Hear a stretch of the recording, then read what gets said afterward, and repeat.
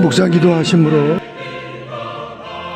2월 세 번째 주일 예배 하나님께 드리겠습니다. 내가 여호와의 인자하심을 영원히 노래하며 주의 성실하심을 내 입으로 대대에 알게 하리이다. 내가 말하기를 인자하심을 영원히 세우시며 주의 성실하심을 하늘에 견고히 하리라 하였나이다. 주께서 이르시되 내가 나의 택한 자와 언약을 맺으며 나의 종 다윗에게 맹세하기를 내가 내 자손을 영원히 견고히 하며 내 위를 대대에 세우리라 하였나이다. 여호와여, 주의 기사를 하늘이 찬양할 것이요 주의 성실도 거룩한 자의 회중에서 찬양하리이다. 주님 사랑하고 주님 감사하며 그래서 주님께 영광 돌리고자 저희들이 한자리에 모였습니다.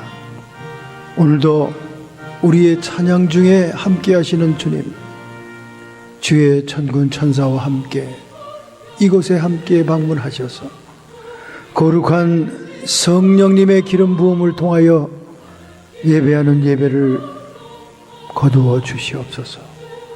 존귀와 영광이 세세 무궁토록 성부와 성자와 성령님께 있을지어다.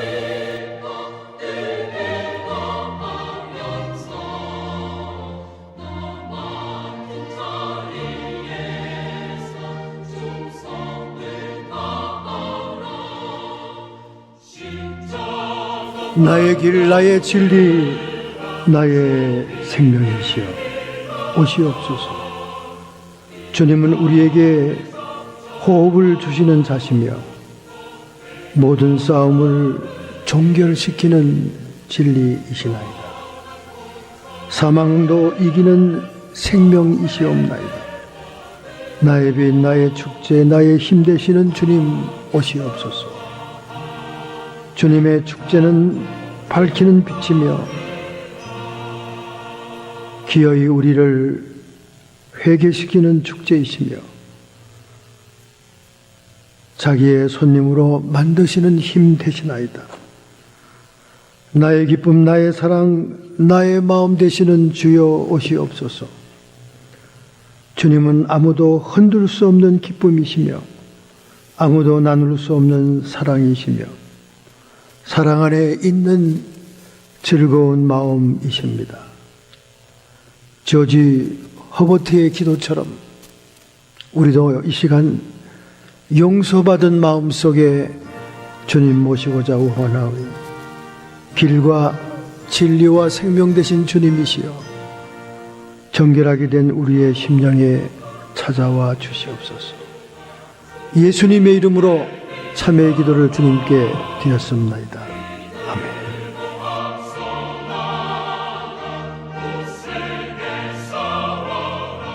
하나님의 말씀입니다. 구약성경 1151페이지 에스겔서 1장 1절부터 3절 1151페이지 나는 너의 징조라 라는 제목으로 하나님의 말씀을 받기 전에 기록된 계시의 말씀 하나님의 음성이 들려질 줄로 믿습니다. 에스겔서 1장 1절부터 3절을 먼저 봉독하고 그 다음에 12장 11절을 이어서 봉독하겠습니다. 다 같이 봉독합니다. 제30년 4월 5일에 내가 그발 강가 사로잡힌 자 중에 있더니 하늘이 열리며 하나님의 이상을 내게 보이시니 여호와긴 왕에 사로잡힌 지 5년 그달 5일이라.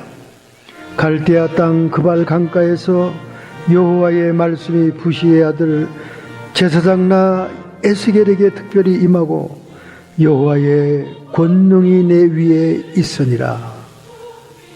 12장 11절입니다.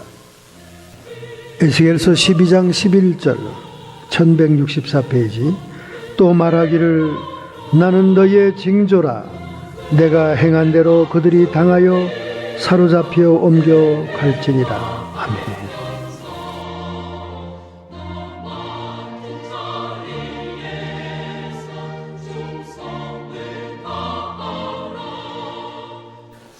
2044년도에는 미국의 인종 지도가 바뀐다는 발표가 센서스 킹스 연구소 통계팀이 발표를 했습니다. 지금까지는 백인이 주류를 이루고 살았는데 앞으로 2044년도가 되면 소수계들이 주류가 된다는 발표가 나왔습니다. 현재 소수계의 분포를 보면 히스패닉이 25.1%, 흑인이 12.7%, 아시안이 7.9%, 여러 다문화 혼혈들이 3.7%로 되어 있습니다. 그런데 2044년도가 되면 50.3%가 소수민족이 될 것이다. 그리고 백인들은 49.7%로 인종 지도가 바뀐다는 겁니다. 그 이후로는 2060년도에는 소수계 청소년들이 폭발적으로 증가해서 68%까지 증가되기 때문에 그렇다는 겁니다. 세상은 이렇게 바뀌고 있습니다. 그런데 세상이 바뀌어도 안 바뀌는 것도 있습니다. 안 바뀌는 것. 그것은 억만장자를 배출한 대학은 하버드 대학입니다. 하버드의 MBA 출신들이 64명으로서 억만장자 1위에 올랐고 2위는 스탠포드에서 공부한 사람들 23명이 2위가 됐습니다. 그리고 3위에는 콜롬비아 대학 14명, 4위는 펜실바니아 대학 유펜 12명. 이렇게 MBA 출신들 여전히 변함없이 명문 아이브리그 출신들이 억만장자의 대열에 있다는 것입니다. 거기에 프랑스의 인사이드라는 대학이 6등이고 스위스의 국제경영연구원이 8등이고 그리고 영국의 런던 비즈니스 스쿨이 10등에 들어가 있다는 거예요. 억만장자는 안 바뀐다는 겁니다. 그래서 자녀들을 좋은 대학에 보내려고 애를 쓰는가 봅니다. 그런데 또 바뀌는 게 있습니다. 그것은 워렌 버핏이 코카콜라의 주식을 사서 세계 2등 재벌이지 않습니까?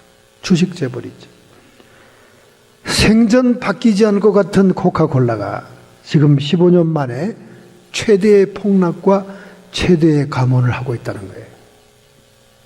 드링크로서 코카콜라가 인기가 시들해졌다 그 말이죠. 그래서 내년 초에는 약 2,000명의 직원들을 해고한다. 정리해고한다. 그뿐입니까?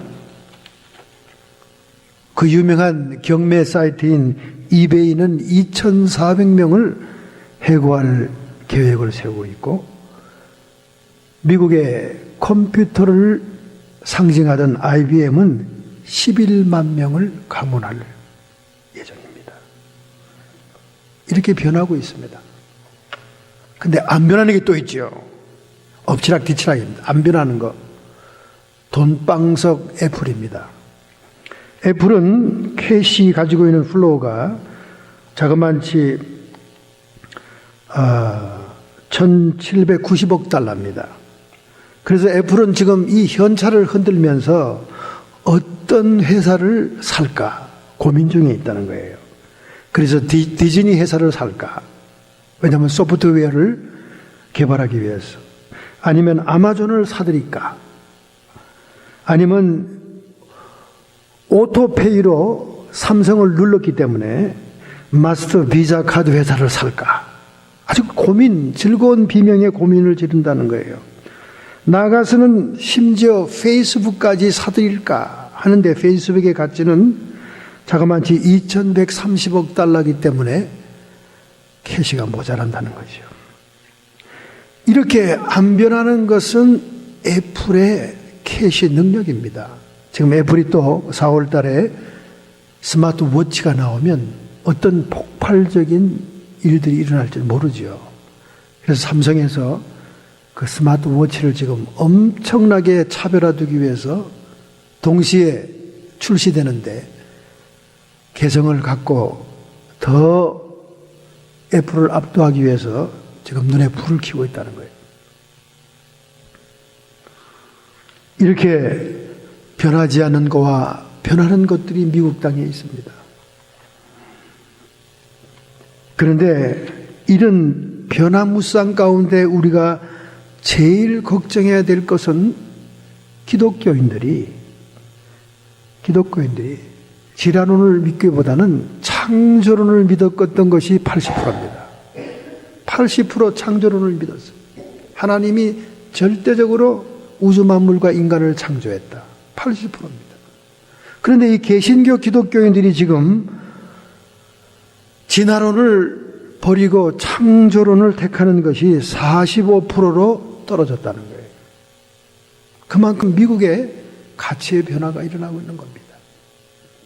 최근에 저는 유명한 수학자가 창세기 1장 1절을 수학적으로 해석한 것을 보고는 정말 기절할 뻔했습니다. 그 강의 시간이 자그마한 2시간이 넘어가는데 제가 꼼짝도 안 하고 그 강의를 다 들었어요. 창세기 1장 1절에 수학적으로 하나님이 만들어 놓은 게 얼마나 멋있고 정확한지.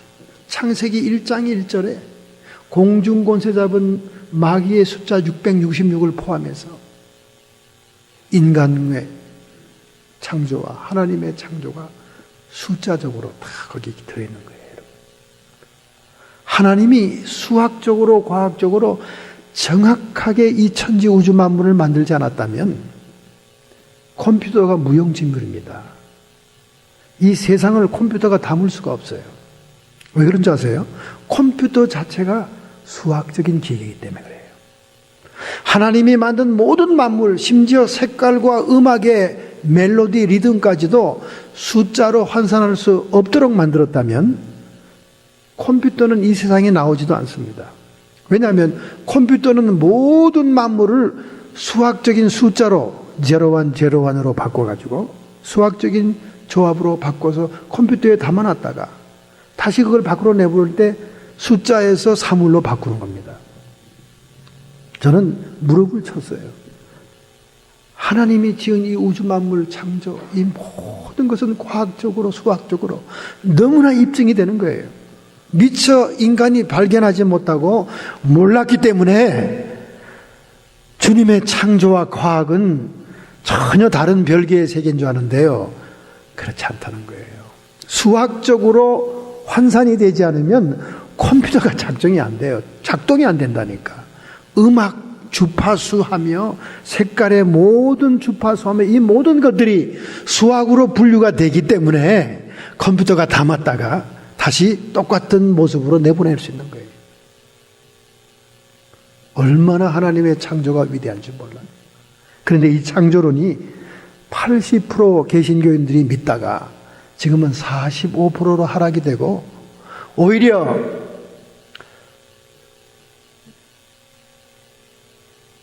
과학적인 진화론, 비과학적인 맹신적인 진화론을 따르는 사람들이 생기기 시작했다는 거예요.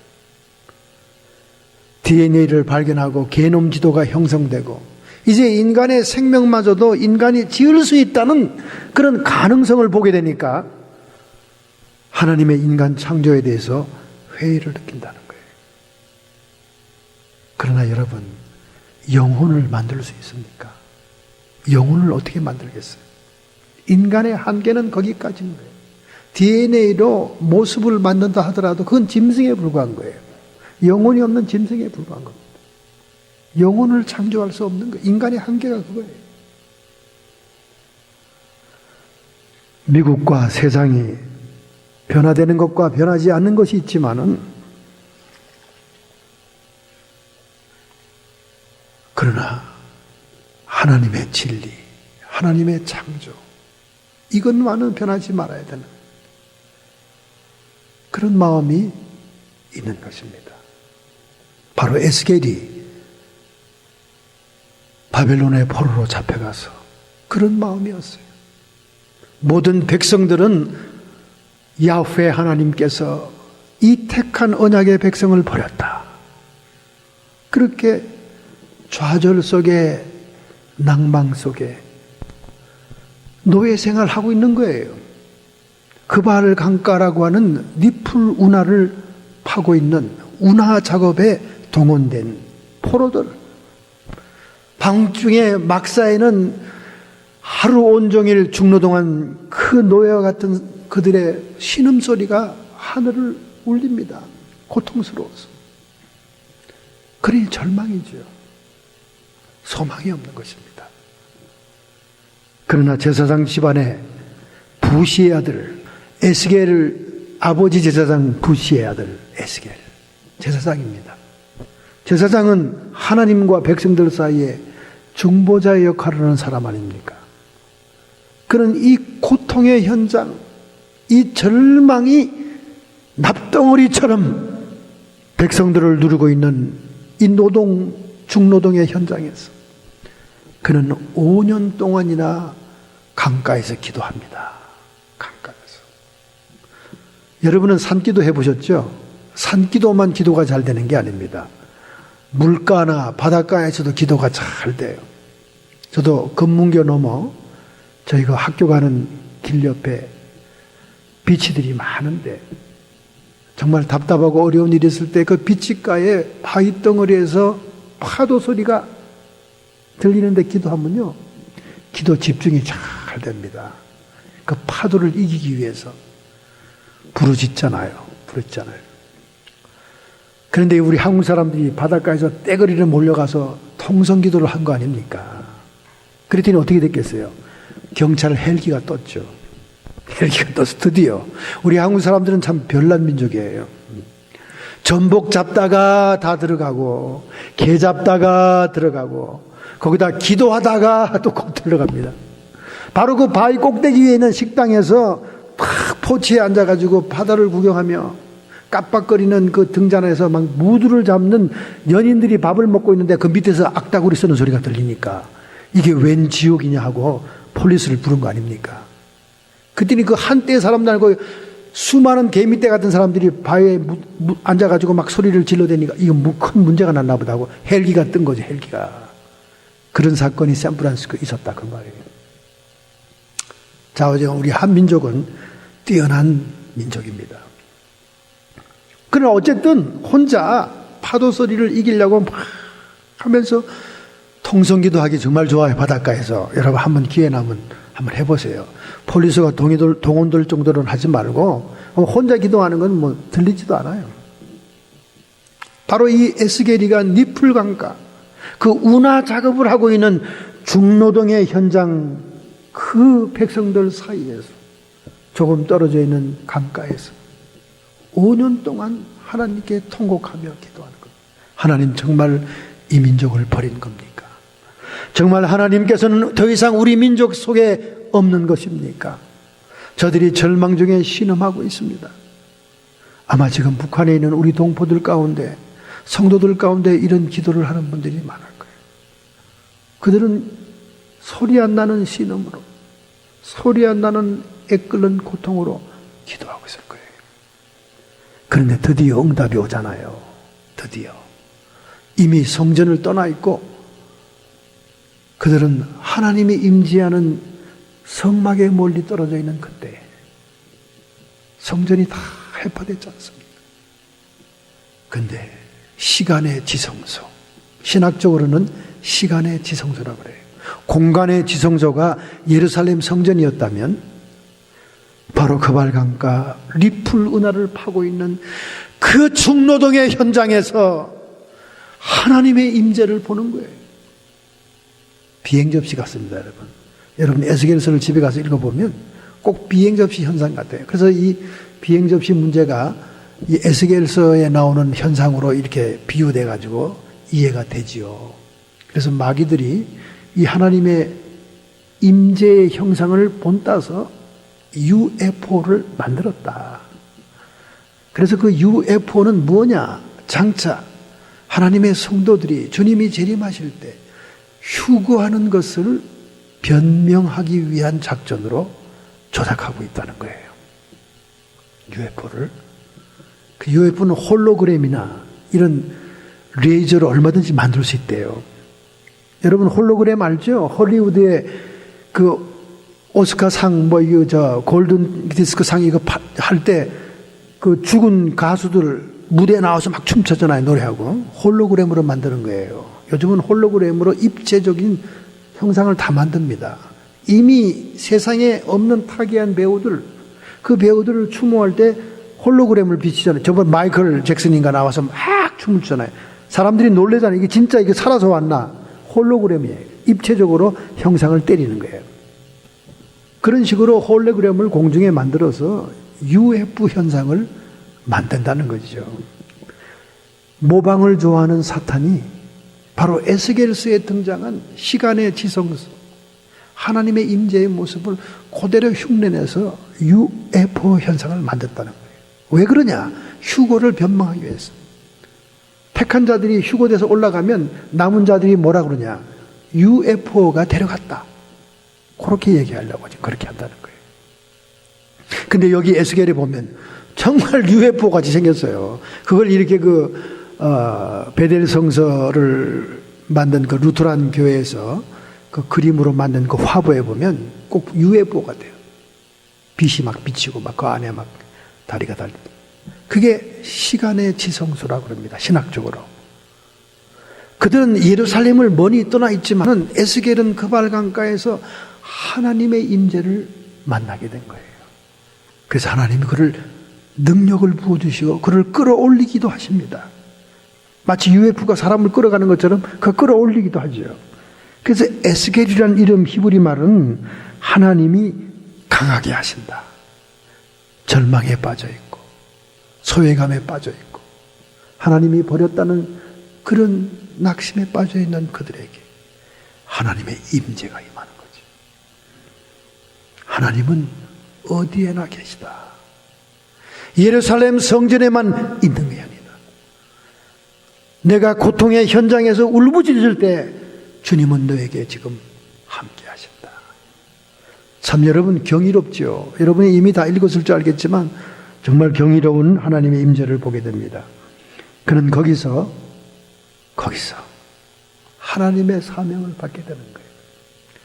본래 제사장이라는 신분은 하나님과 백성들을 연결시키는 신분이기 때문에 백성들의 거룩함에 대해서 굉장히 신경을 씁니다.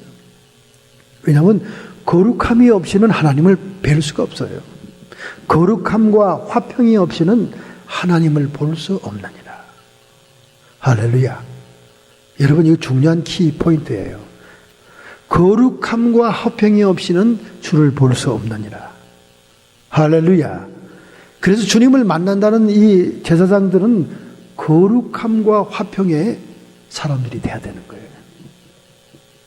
그런데 백성들이 하나님이 떠났다, 하나님이 버렸다 그러니 얼마나 하나님에 대해서 막말을 해드리겠어요. 하나님에 대해서 더 볼 장 없다, 볼 것이 없다고 생각하니까 얼마나 에티켓이 없고 함부로 무례한 말과 태도를 가지고 있겠냐고 말이에요. 하나님을 경배하기는커녕 얼마나 하나님을 얕잡아보고 험담을 하겠습니까? 거기에 대한 비통함과 눈물이 에스겔에게 있었던 거예요. 우리가 하나님을 만나려면 거룩을 지켜야 되고 화평을 지켜야 됩니다. 다툼과 싸움이 있어서 안 되는 거죠. 그래서 이 에스겔은 제사장으로서 그런 그 태도를 유지하려고 애를 씁니다. 그러자 하나님이 그에게 사명을 맡기죠. 그래서 그는 그 사명대로 예언대로 하느라고 기이한 행동과 상징적인 언어를 통해서 말씀에 충실한 하나님의 종이 되는 거예요. 그래서 참 핵에 망치간 일들이 많아요. 선지자 이사야는 세계 최초의 스트리킹 선지자입니다. 빨가벗고 뛰는 사람. 에스겔도 참 고통이 많았어요. 아내가 죽죠. 그리고 그 비둘기 똥을 가지고 구워서 밥을 해 먹죠. 한쪽으로 누워서 수백 일을 지나고 한쪽으로 누워서 몇백 일을 지나고 하나님이 시키는 대로 하나님의 메시지를 상징과 징조로 드러내기 위해서 그 사명을 감당한 겁니다. 나는 너의 징조라. I am a sign to you. 하나님의 징조가 되기 위해서, 하나님의 사인이 되기 위해서 그는 충성을 다할 겁니다. 자, 여러분, 만인 제사장이라고 그러지 않습니까? 종교개혁의 기치 가운데 마르틴 루터가 주장한 게 뭡니까? 오늘날 모든 성도는 다 제사장이다, 그 말이에요. 하나님과 백성 사이를 이어주는 제사장의 사명이 있다는 거 아닙니까? 오늘 여러분과 저는 다 만인 제사장이다, 그 말입니다. 그렇다면 주님의 사명을 감당해야 됩니다. 여러분, 예수님께서 그랬잖아요, 그죠? 자기를 부인하고 자기의 십자가를 지고 나를 따를지니라. 자기 부인은 자기를 죽이는 거죠. 자기를 낮추는 겁니다. 근데 자기 십자가는 뭡니까? 자기 십자가는 예수님처럼 사명을 얘기하는 거예요. 사명. 자기 십자가를 지고 나를 쫓아야 할지. 예수님마저도 사명을 선택할 때가 되면 천사가 나타납니다. 겟세마네 동산에서 하나님 할 수만 있으면 이 잔을 내게 옮겨주시옵소서. 고통스러운 고난의 십자가가 앞두고 있다는 걸 알고 그 다른 길을 추구하니까 곧 그 마음속에 하나님의 섭리와 뜻에 순종하는 감동이 와서 내 뜻대로 마옵시고 아버지의 뜻대로 하옵소서. 주님이 주시는 사명의 잔, 고난의 잔을 받겠다고 결단했더니 천사들이 수정 들더라. 할렐루야. 많은 사람이 그런 질문합니다. 아, 목사님, 천사가 성경에도 많이 나오는데 도대체 천사가 나한테 있긴 한 거예요? 나한테 역사는 하는 겁니까? 나를 도와주는 게 뭐 있어야지 말이죠. 요즘 유튜브에 보세요, 여러분. 천사들이 막 등장해가지고 찍힌 사진들이 많아요. 참 신비롭죠. 예배하는 중에 어린아이가 막 진심으로 찬양합니다. 한 3살에서 5살짜리밖에 안 되는 애인데 말이죠. 예배에 항상 어머니가 데려오니까 그 찬송의 애가 깨었는 것 같아요. 그래서 막 찬송하는데 저쪽 끝에 천사가 나타나는 모습이 찍혀가지고 유튜브에 막 지금 떠돌잖아요. 그런데 모든 하나님의 자녀들과 백성들에게는 천사가 섬기는 자로 와 있다는 거예요. 할렐루야. 초자연적이고 초능력적인 천사들이 우리에게 있다면 우리의 삶이 얼마나 도움이 될까요? 그렇잖아요. 옆집에 좋은 친구가 찾아와도 도움이 되는데. 그런데 천사가 수정 들더라 하는 예수님의 말씀을 보면, 아하, 예수님이 십자가를 택하고 사명을 택하니 천사가 수정을 드는구나. 심지어 예수님께서 광야에서 사탄으로부터 시험을 당하다가 주 나의 하나님만 경배하라, 하나님의 율법의 말씀으로 사탄을 쫓아버리자 천사가 수정 들더라. 여러분, 천사가 수정 들 때가 언제냐? 여러분과 제가 하나님의 사명을 선택할 때. 그 사명이 뭡니까? 나의 십자가를 지게 될 때. 천사는 팔짱 끼고 보지 않고 우리를 돕는다, 그 말이죠. 할렐루야.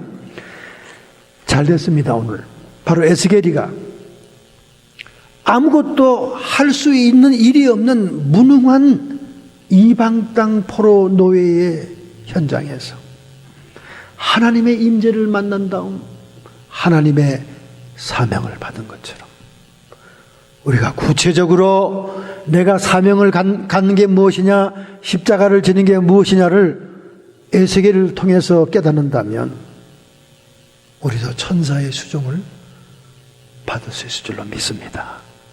할렐루야. 구미가 땡기지 않습니까? 그잖아요. 맨날 보이지 않는 천사, 형식적으로 성경에나 나오는 그게 아니래잖아요. 그게 아니야. 우리가 위험하거나 우리가 공궁에 처했거나 우리 인간의 힘으로 할 수 없을 때 나를 섬기는 천사들이 나를 도와준다는 거예요. 제가 제일 첫 번째로 강원도에 있는 어떤 기도원에서 부흥회를 인도했습니다. 그런데 굉장히 하나님의 역사가 많았어요. 정말 우리 동네에서 정말 별로 예수도 안 믿고 교회도 안 나오고 굉장히 저를 괴롭히던 그런 할아버지 한 분이 계셨어요. 이 사람은 자기 말이 항상 나는 야당이야. 정치도 야당이고 교회에서도 야당이야. 정말 야당이더라고요. 뭐 재직회를 여나 뭘 하나 항상 반대야. 항상 꼬투리를 잡아. 이 목사님에게는 이게 참 기도의 제목입니다. 그래서 이제 덩치도 크고 또 목소리도 우리 박자민님처럼 그냥 이 기차 가는 호통 같은 소리니까 한마디 하면 교회에 영향이 있는 거예요. 교회가 다 흔들거려. 그래서 제가 기도를 많이 했는데 그분이 죽었다는 소식이 들렸어요. 어린애가 먼저 뛰어오더니 제가 막 가방을 싸고 신발 가방을 막 싸는 도중에 또 그 부인이 뛰어온 거예요. 목사님 큰일 났어요. 우리 그 애가 오늘 장날 나갔다 왔는데 그냥 집에 와서 눕더니 죽어버렸어요. 그게 무슨 말입니까? 하더니 눈동자도 갔고요. 호흡도 끊어졌어요. 아니 그러면 빨리 저 의사를 불러야지. 그때 그 양구 그 동네엔 의사를 부르려면 참 한두 시간이 걸리는데요. 의사도 불렀습니다. 그 조합장이 가서 막 전화 급하게 해서 불렀어요. 무슨 목사님이 가서 빨리 임종 끝났다는데 빨리 좀 와달라. 갔어요. 가서 이 목을 이렇게 만져보고 눈을 까디벼보고 다 끊어졌더라고요. 다 끊어졌어요. 정말 당황스럽대요, 제가. 그러니 어쩝니까? 하나님한테 그 영혼을 부탁한다고. 하나님, 이제 숨이 끊어졌사오니 이 영혼이 하나님 나라 가기를 원합니다. 그러면서 이제 간절히 막 찬송을 하고 기도하고, 그러니까 막 장로님, 사모님이 이번에 여기 왔던 분이에요. 다 신자들을 데리고 막 그 집에 꽉 들어찼어요. 하나님께 막 기도하고, 사람들은 울기도 하고. 그런데 이상한 믿음이 들어오더라고요. 베드로도 죽은 자를 살렸고, 주님이 하시면 못할 것이 없는데 그분이 죽을 때가 아니에요. 엄청 건강하신 분이에요. 70이 넘는데도 아주 건강하신 분이었어요. 병원에서도 이 신체 검사해 보면 어디 아픈 장기가 없는 분이에요. 목소리가 이게 힘이 있는 사람들은 근력 있는 사람들입니다. 우리 박자배님도 아주 건강하잖아요. 예. 그래서 하나님께 딱 머리에다 손을 얹고 막 강하고 다 함대하게 선포했죠. 성령께서 이렇게 믿음을 주니까, 기름 부음을 주니까 나사렛 예수님의 이름 권세로 그 영혼이 돌아오고 소생할지어다 소리를 쳤더니 옆에 있던 남자 전도사, 여자 전도사, 그리고 장로님 부인까지도 저를 스트레인지한 얼굴로 쳐다보는 거야. 이거 목사님 또 망신당하고 목회 못하려고 지금 이러시는 거 하고, 막 제가 그냥 임종기도만 할 줄 알았는데 이게 막 일어나라 그러니까 교회 중직자들은 걱정이 된 거예요. 근데 다른 뒤에 있는 평신도들은 다 아멘하고 막 쌍수로들어 할렐루야 그러더라고요. 그러니까 초신자 평신도들이 더 믿음이 좋은 거야. 중직자들은 근심이 된 거죠. 야, 이거 목사님 또 큰 실수하는구나. 그리고 이제 우리가 막 계속 찬송 부르고 예배 드렸어요. 제가 선포를 했으니까 이제 무조건. 성령의 기름 부음과 감동이 오니까. 그런데 한 10분 있다가 막 기침을 하더니 눈을 딱 뜨더라고요. 할렐루야. 그 다음부터 그분이 제 바디가드가 된 거예요. 바디가드가. 그 다음부터 그 덩치 큰 양반이 말이죠. 그래서 시골 그 강원도에 있는 기도원에서 집회한다니까 그때 따라온 거야. 목사님 바디가드 해준다고. 따라서 저 뒷자리에 앉아 있는 거예요. 얼마나 그때부터 믿음 생활 잘하는지 몰라요. 정말 잘해요. 목숨 걸고 뭐 자기는 야당이니 뭐 정치도 야당, 교회에서도 야당 그러더니 그런 게 없어졌어요. 무조건 아멘이래. 무조건 아멘. 설교하면 무조건 아멘이야. 그러니 그분이 첫날 집회를 참석하고 저를 탁 붙들더라고. 목사님, 오늘 목사님 막 앞에서 설교 마치고 안수해 나가는데 양쪽에 하얀 천사들이 같이 다녔어요. 그렇게 얘기하더라고요. 그 얘기를 들으니까 얼마나 힘이 솟는지, 그래요. 눈에 보여요.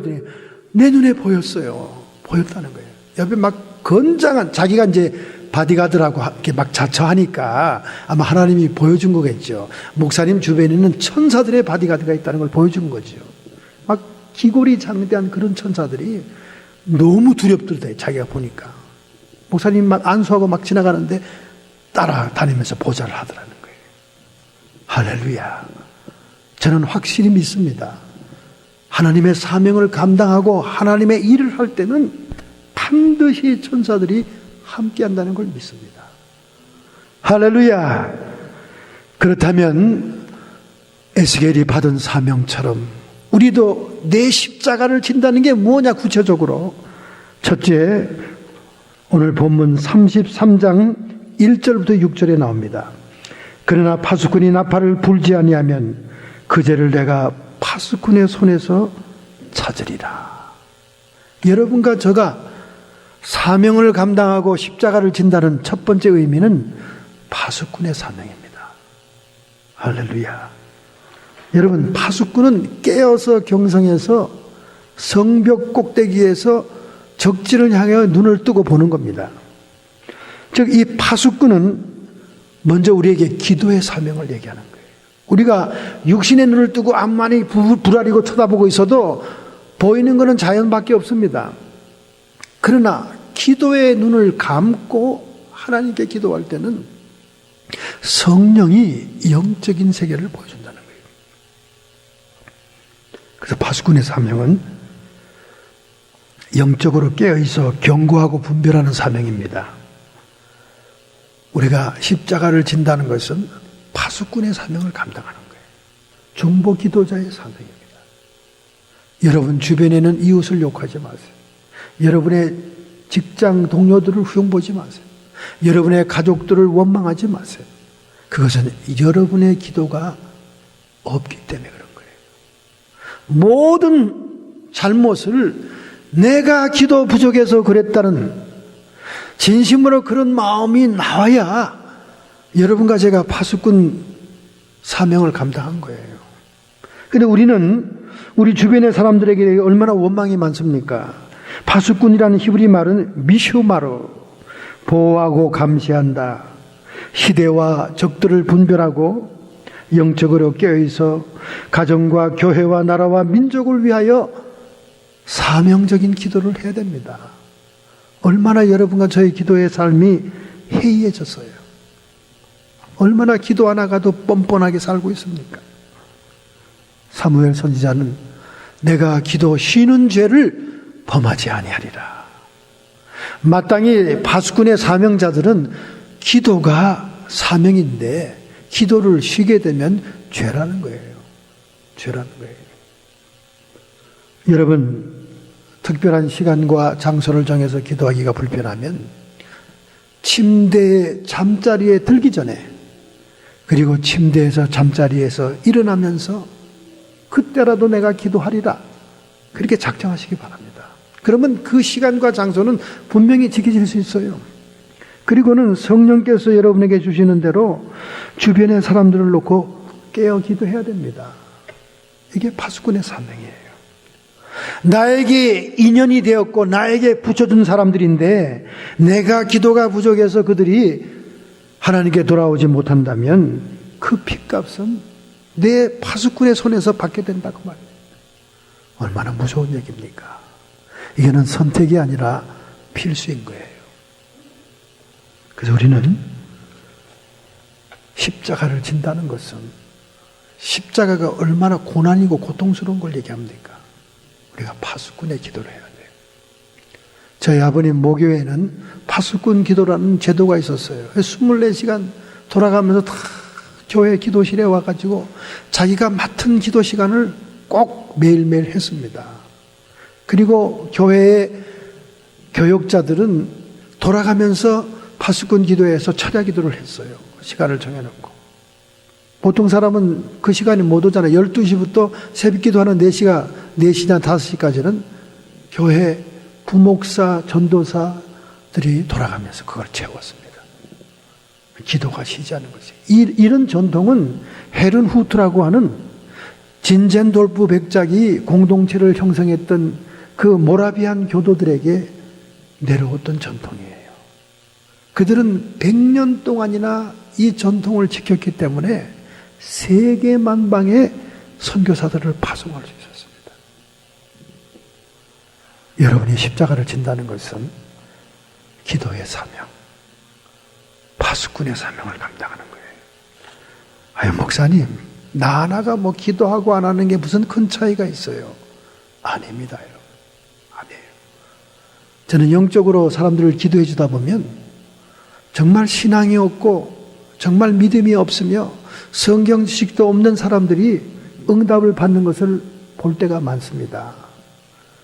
그 하나님께 물어봐요. 어떻게 이 사람이 이제 교회 나온 지 얼마 되지도 않고 도대체 하나님께 받을 만한 자격이 없는 것 같은데 어떻게 이런 응답이 이 시간에 나옵니까? 하면 주님의 음성이 들려요. 그의 이모가 이 아이를 위해서 수십 년을 기도해 왔다는 거예요. 나는 그 기도를 받아서 오늘 이에게 응답을 내리는 것이다. 하나님은 놀랍게 중보한 기도를 기억하고 있어요. 여러분, 직가에 살고 있는 아나니아에게 왜 사울의 환상이 나타났겠습니까? 아이고 주님, 그 사울 청년은 우리가 경계할 무서운 청년입니다. 대제사장의 직권을 가지고 이 다메섹에 나타난 것은 기독교인들을 박해하기 위해서 나타났는데요, 아나니아에게 하나님 환상이 임하잖아요. 그를 찾아가서 눈먼 그에게 안수해 줘라. 그러면 그가 성령을 받을 것이고 이방을 위한 나의 도구가 되리라. 왜 아나니아에게 환상이 임했냐 그 말이에요.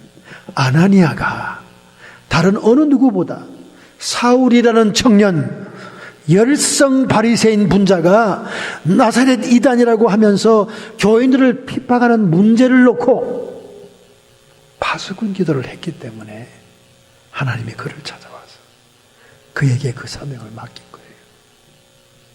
할렐루야. 여러분, 파수꾼 기도하십시오. 오늘부터 여러분, 이 지구상에 있는 모든 사람을 위해서 기도할 수는 없습니다. 그러나 성령의 감동으로 여러분의 기도가 필요한 한 사람 한 사람을 놓고 파수꾼 기도를 해야 됩니다. 저 사람은 내가 안 하면 기도해 줄 사람이 없어. 그러면 그 나의 사명이고 책임인 거예요. 그 사람의 피값을 내 손에서 받을 겁니다. 이것이 십자가를 지는 거예요. 여러분이 남을 축복해주고 빌어주면 그 축복이 여러분께 돌아오는 거예요. 그 사명 감당할 때 하나님의 천사들이 여러분을 도우시는 거예요. 저는 중보 기도하다가 천사들의 방문을 여러 번 받습니다. 정말 신비스럽고 놀랍죠. 하나님의 천사장들은요, 정말 두렵습니다. 아무리 천사들이 우리보다 직급이 낮다고 해도요, 천사장들을 보면요, 두렵고 카리스마가 있고 권위가 있고 위엄이 있어요. 더군다나 미가엘 천사장 같은 사람은 긴 칼을 들고 딱 나타나는데요, 와, 리빙룸에 딱 나타나서 제가 고민하던 얘기를 하고 대답을 해주고 하는데 무섭습니다. 그냥 바짝 엎드려요. 그냥 엎드리지 말라고 그러죠. 내가 더 주의 종이니까 더 높은 계급이라고. 여러분이 중보기도 하면 찾아와요. 도와줍니다. 두 번째, 34장 1절부터 18절, 내가 친히 내 양의 목자가 되리라. 목자의 사명이 있습니다, 여러분. 목자의 사명. 여러분, 목자의 사명은 뭡니까? 양들을 보호하고 케어해야 되는 거예요. 양을 진심으로 사랑해야 됩니다. 요한복음 10장 10절부터 12절, 도적이 오는 것은 도둑질하고 죽이고 멸망시키려는 것이요, 내가 온 것은 양으로 생명을 얻되 더 풍성히 얻게 하려 하는 것이니라. 나는 선한 목자라. 선한 목자는 양을 위하여 목숨을 버리거니와 싹구는 목자도 아니요 양도 제 양이 아니니라. 내가 이리가 오는 것을 보면은 양을 버리고 달아나니 이리가 양을 늑탈하고 또 해치느니라. 싹군 목자는 양을 두고 도망간다는 거예요. 그러나 참 선한 목자는 양을 위해서 목숨을 내놓는다는 겁니다. 양의 사명, 목자의 사명이 있습니다, 여러분. 오늘 우리에게 주어진 십자가는 이 양의 사명이, 목자의 사명이 있다는 거예요. 케어하고 보호하고 사랑하고. 주변의 양무리들이 어려운 일이 있을 때는 최선을 다해서 도와줘야 됩니다. 그것이 하나님께서 우리에게 맡긴 거예요. 예수님을 배신했던 베드로에게 주님이 3번씩이나 부탁하는 것이 내 양을 먹이라. 내 양을 쳐라. 오늘 여러분과 저에게 사명을 감당한다는 것은, 십자가를 진다는 것은 내 주변에 있는 모든 사람들에게 목자가 되어서 여러분의 사랑과 배려와 여러분의 관심을 그들에게 주어야 되고, 그리고 말씀과 간증으로 그들을 양육할 사명이 우리에게 있는 것. 이게 2번째 십자가입니다. 3번째 십자가는 37장 1절부터 14절, 생기가 그들에게 들어가며 그들이 곧 살아 일어나서 서는데 극히 큰 군대더라. 군사의 사명이 있습니다. 군대. 에스겔은 산골짜기에 해골뼈따기처럼 다 말라 비틀어지고 우상숭배로 죄악 속에 피폐해진 백성들의 그 시체 무더기를 보는 거예요. 그러나 하나님이 말씀을 대언할 때 그들에게 생기가 들어가잖아요. 대언은 말씀을 얘기하고 생기는 성령을 얘기하죠. 그리고 그들이 소생합니다. 중생하는 거예요. 하나님의 생명으로 일어나는 겁니다. 바로 이 예언의 말씀은 반드시 이스라엘 백성 유대인들에게 이루어집니다. 유대인들이 골짜기에 뼈다구처럼 세계 유리방하며 학대를 받고 학살을 당했어요. 이 사실 그대로 아우슈비츠, 유대인들의 그 뼈다구와 시체들이 산더미같이 쌓여 있지 않습니까? 그러나 예수님이 오기 직전 종말의 때에 그들이 예수님을 믿고 생명을 얻는 소생의 역사가 일어날 거예요. 그런 예언이 에스겔을 통해서 주어진 겁니다.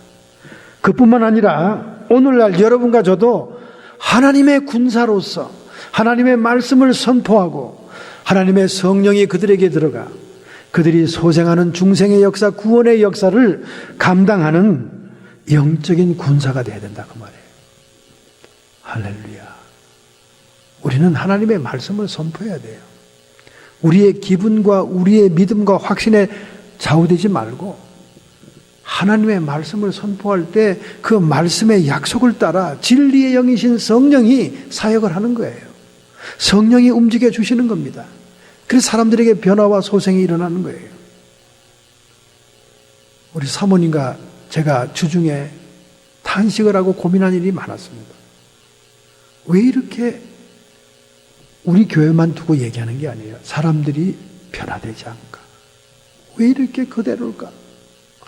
그러면서 우리의 무능과 우리의 한심함을 정말 하나님께 답답함을 구하였습니다. 제가 위로를 했죠. 위로를 했습니다. 그건 하나님이 하신다. 우리는 하나님의 말씀을 대언하는 사명만 잘 감당해도 그 말씀 속에 역사하는 하나님의 성령이 각 사람의 영혼을 변화시키고 이렇게 세워서 하나님의 생명의 씨앗이 들어갈 때 하나님의 생명으로 변화될 것이다. 우리는 그냥 하나님께 맡기기만 하자. 우리의 할도리, 우리의 십자가만 감당하면 되는 것이다. 그렇게 서로 위로를 받은 시간이 있습니다. 오늘 여러분과 제가 천사들이 섬기고 도와줄 수 있는 3번째 사명의 십자가는 영적인 군사가 되는 거예요. 영적인 군사. 그 영적인 군사는 단순히 소극적으로 주저앉아 있어서는 안 됩니다. 군사는 어떻게 해야 됩니까? 마태복음 11장 12절에 세례 요한의 때부터 지금까지 천국은 침노를 당하나니 침노하는 자는 빼앗느니라. 우리가 영적인 군사, 하늘나라의 군사가 되었다면 이제는 공격하고 침노하는 자가 되어야 된다 그 말이야. 방어적인 개념이 아니라 공격적인 개념인 것입니다. 적극적으로 하나님의 일을 막 펼쳐나가고 적들을 향해서 도전을 하는 겁니다, 여러분. 이런 사명이 에스겔에게 주어졌듯이 오늘 여러분과 저에게도 주어졌는 줄로 믿습니다. 할렐루야. 일본은 기독교가 인텔리전스 상류층에 들어갔습니다. 그래서 오늘날도 일본은 기독교인의 숫자가 미미한 거예요. 근데 우리 한국은 쟁이들에게 들어갔잖아요. 쟁이, 서민들에게. 미쟁이, 이런 쟁이들에게 들어갔어요. 우리 한국은. 그래서 서민들에게 막 들풀처럼 불이라는 것처럼 잡초처럼 우리 한국의 개신교는 수적으로 왕성한 그런 민족이 됐잖아요. 그래서 일본은 소수의 기독교인들밖에 없습니다. 그 대신 질적으로 상당히 수준이 높죠. 수준이 높아요. 신학자도 많고요. 또 존경받는 분들이 많아요. 그 중에 가장 존경하는 가가와 도요히코라는 일본의 목회자가 있습니다. 이분 가천풍원이라고 그러는데 이분이 주석서도 썼고 일본의 기독교인으로 존경받는 분입니다. 이분은 하나님의 사명을 감당하게 된 이유가 자기가 젊은 날 폐결핵을 앓습니다. 그 당시에 폐결핵은 영양실조에서 오는 병으로 오늘날 암처럼 불치의 병이었어요. 폐결핵 앓으면 다 죽는 거예요. 그래서 옛날 러브스토리나 이런 소설에 보면 우리 오늘날 암처럼 말이죠. 시한부 인생 암처럼 폐결핵에 걸린 이야기들이 많이 나오죠. 그래서 막 각혈을 하고 죽음에 임박했었어요. 근데 그가 극적으로 예수 그리스도를 어떤 전도 부인에게 소개받고 영접합니다. 그리고는 그 당시에 불치의 병이 있던 각혈하고 말기에 처했던 폐결핵이 깨끗이 치유됩니다. 여러분, 이런 극적인 체험을 하게 되면요, 예수 오직 예수, 주님만이 나의 생명이 되는 거예요. 그래서 한국에는 그런 말이 있잖아요. 목회가 잘 안 되고 교회가 작은 목사들이 아유 나도 한경직 목사처럼, 아이고 나도 조영기 목사처럼, 아이고 나도 김창인 목사처럼 폐병이나 걸려서 나왔으면 이러셨잖아요. 한국의 대교회 목사님들이 목회에 성공했다고 말하는 목사님들 다 젊은 날에 폐결핵 걸려요. 폐결핵. 그 폐결핵이 예수의 이름으로 다 나아져가지고 극적으로 사명 인생을 살잖아요. 근데 가가이 도요이코는 정말 극적으로 치료를 받습니다. 그래서 너무나 감사해서 하나님께 자기를 헌신합니다. 하나님, 저는 부유하고 행복하고 그리고 모든 것을 다 가진 사람들을 위해 목회하는 것이 아니라 우리 주님이 세리와 창리를 가까이 했던 것처럼 불우한 자들을 위해 목회하겠습니다. 그래서 그의 목회 교회는요, 술 취한 친구들, 창녀들, 도박쟁이, 아주 사회에서 버림받은 문제아들, 핸디캡들만 모여 있는 거예요. 하도 열심히 사람이 횟가닥 변화돼가지고 예수 그리스도를 만났다는 소문을 그의 절친한 친구가 먼 타향에서 소식을 듣고는 친구를 찾아갑니다. 이야, 그 친구가 변화되다니, 그가 예수 믿을 사람이 아닌데. 그리고 찾아가서 주일날 그 교회에 참석합니다. 그랬더니 자기가 한눈에 봐도 꾀죄죄한 사람들만 앉아있는 거예요. 머리를 막 산발하고 껌을 씹는 창녀, 밤새 도박해서 눈이 막 졸고 있는 도박쟁이들, 막 이런 사람들만 앉아있는 거예요. 친구가 보니까 한심하고 기가 막힌 거야. 근데 예배 도중에 또 어떤 남자가 뒤에서 막 불러내니까 또 창녀가 또 따라 나가고, 또 예배가 끝나니까 도박쟁이는 난 지금 피곤해 죽겠는데 이렇게 졸면서도 예배를 참석했으니까 도박 자금을 내놓으라고 그러고, 그러니까 또 가가와 도요이코가 또 자기 주머니 쌈짓돈에서 돈을 주고, 보니까 친구가 이 엉망진창이거든. 그러면서 딱 예배 끝나고 같이 식사하면서, 자네 때려치워. 자네는 지금 위선자야. 이런 사람들 데리고 당신이 예수를 사랑해서 목회한다고, 사명을 감당한다고, 아무런 소망이 없고 변화되지도 않는 이 사람들, 당신은 지금 이런 사람들을 끼안고 지금 애쓰고 노력하고 있다는 그 명성을 얻기 위한 위선에 불과한 거야. 당신의 그 위선을 치우고 지금 여기서 이걸 접어. 이게 뭐냐고 말이지. 도박쟁이는 도박쟁이대로, 핸디캡은 핸디캡대로, 깡패는 깡패대로, 장녀는 도중에 또 나가버리고 남자들이 부른다고, 술 먹어 너무 술 쳐서 해롱거리고, 어떤 사람은 돌멩이를 또 뒤에서 막 집어 던지고, 강대상이 돌멩이를 피하더라고 설교하다가 말고. 그랬더니 이 가천 풍은 가가와 도요이코가 싱긋이 친구를 보고 웃었습니다. 자네도 죽을 목숨 살려준다면 나처럼 될 것이네. 나를 살려준 그 주님이 어떠한 삶을 살았는가를 내가 알기 때문에 나는 주님의 가진 그 팔적이를 따를 수밖에 없다네. 당신의 눈에는 내가 가증스럽고 위선을 떨고 불우한 자들을 이용해서 명성을 떠치려고 하는 것처럼 보이겠지만 나는 심각하네. 나는 나의 생명을 살려주신 주님을 위해 무엇이든지 할 수 있다네. 당신과 나는 입장이 다른, 입장이 다른. 여러분, 입장이 다른 게 맞습니다. 여러분과 저가 그런 절박한 절대절명에서 회생한다면 주님을 사랑하지 않을 수 없으며 주님께 헌신하지 않을 수가 없습니다. 그런 마음이 우리에게 성령의 감동으로 와야 되는 거예요. 여러분, 어저께 발렌타인이었기 때문에 여러분 초콜릿도 다 받으셨죠? 지독히 사랑하는 여러분 남편, 아내로부터 초콜릿을 받았겠죠? 그렇잖아요? 근데 여러분, 이 초콜릿이 그냥 달콤한 게 아닙니다. 초콜릿을 받아 먹으면서도 사연을 알면 우리 주님을 사랑하는 사람들은 다른 마음을 먹어야 돼요.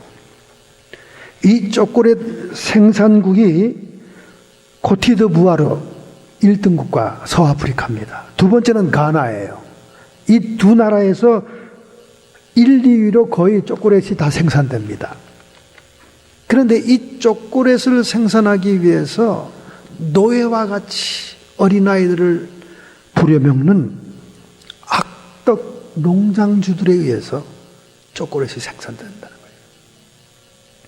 200만 명의 어린아이들이 학대를 당하며 노예처럼 이 코코아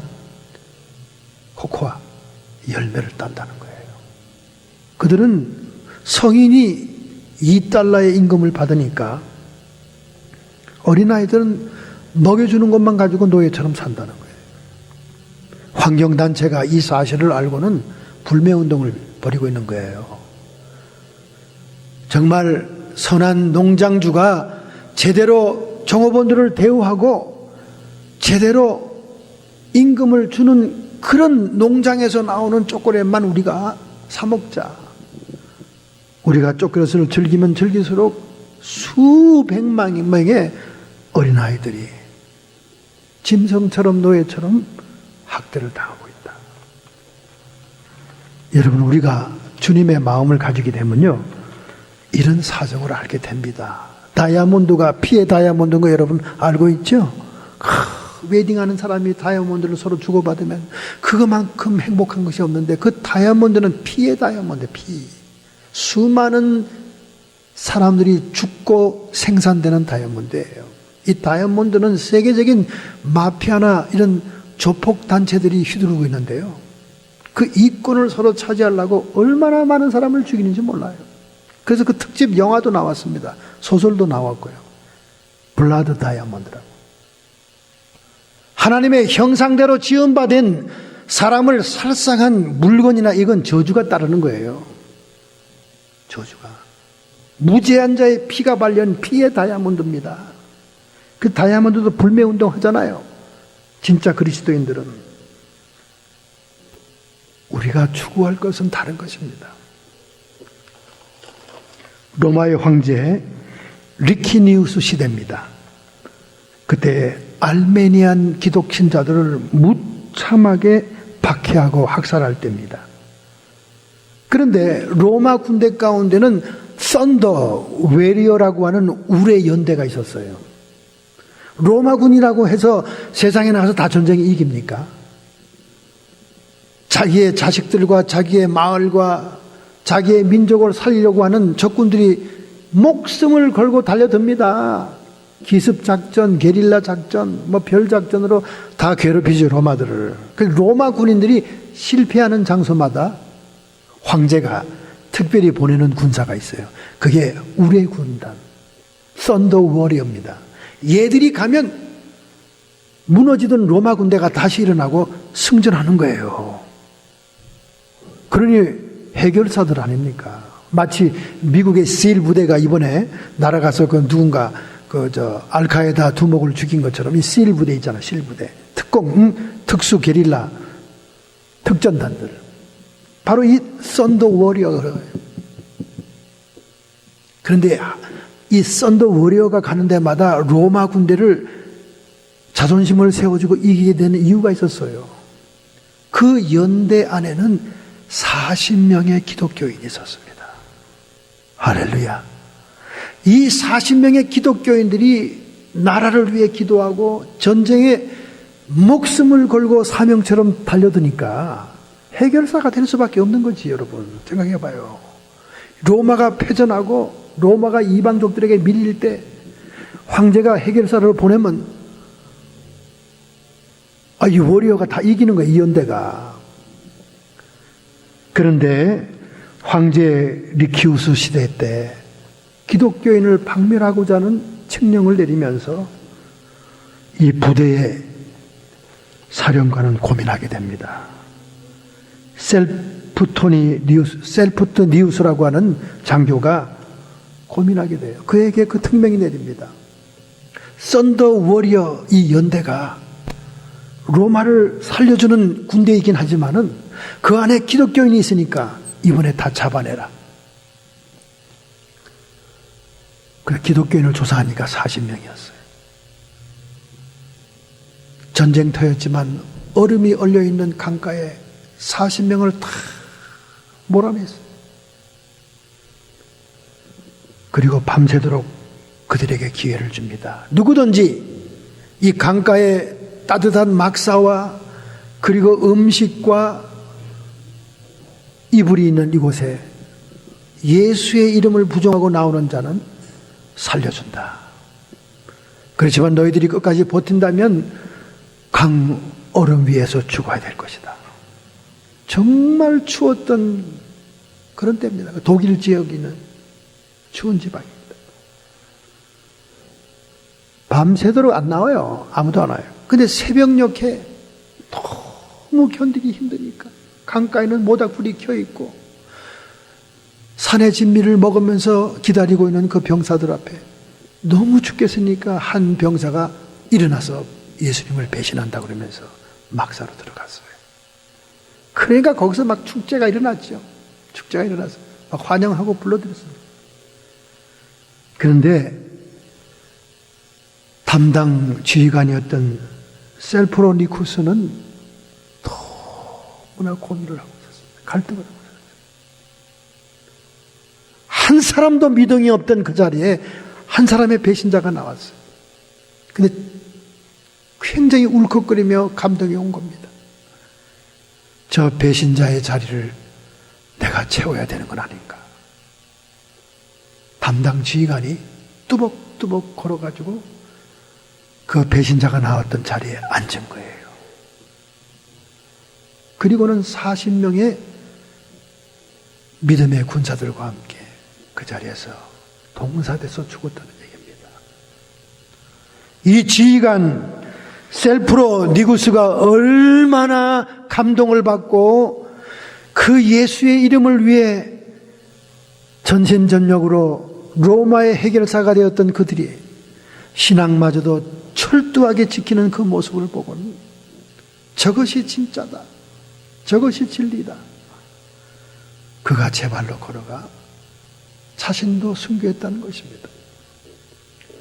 여러분과 제가 에스겔이 받았던 사명, 내가 져야 될 십자가, 파수꾼으로서의 중보기도의 사명과 목자로서의 양들을 돌보고 케어하는 사명과 그리고 군사로서 영적인 전쟁을 치르며 천국은 침노한 자가 빼앗는 이 놀라운 승리를 위한 오늘 우리의 주어진 십자가를 진다면 하나님의 천군, 하나님의 천사들이 우리를 도우며 우리를 감당할 수 있도록 인도해 줄 줄로 믿습니다. 할렐루야! 이러한 결단과 결심으로 올해를 살아가기로 생각한다면 여러분이 주님 앞에 여러분의 결단과 결심을 표현하시기 바랍니다. 주님 앞에 여러분의 의지를 보이시기 바랍니다.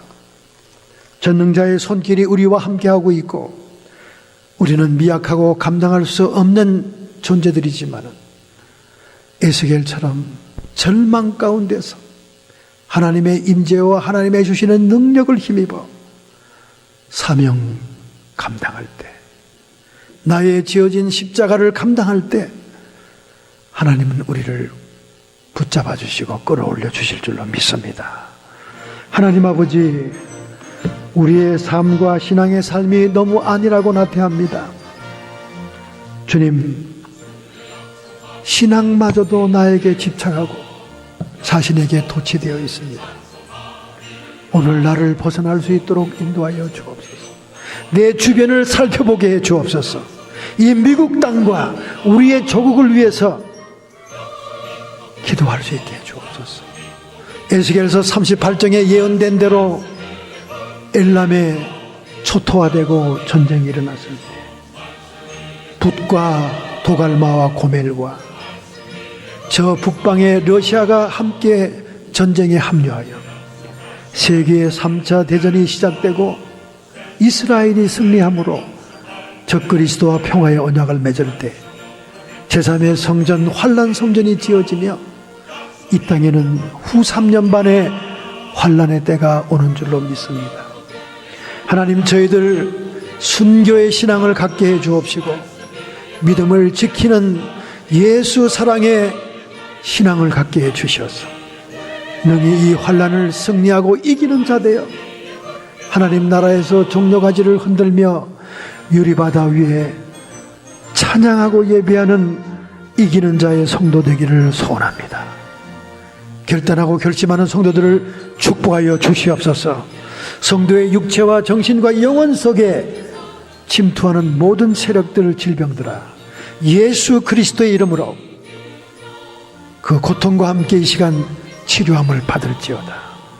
우리의 마음속에는 정과 욕심을 십자가에 못 박았사오니 의와 평강과 희락이 넘치게 해 주옵시고 악한 마귀 사탄 귀신의 세력들은 더 이상 해방하지 못하며 예수 그리스도의 승리를 선포하는 저희들 앞에 쫓김 받을지어다. 하나님, 영광 받아 주옵소서. 우리의 믿음을 견고히 세우게 해 주옵소서. 깨어 기도하게 해 주시옵소서. 하나님의 십자가 사명을 감당케 해 주옵소서. 하나님의 천군 천사들의 섬김과 도움을 받게 해 주옵소서. 예수님의 이름으로 감사하며 축복하며 기도하옵나이다.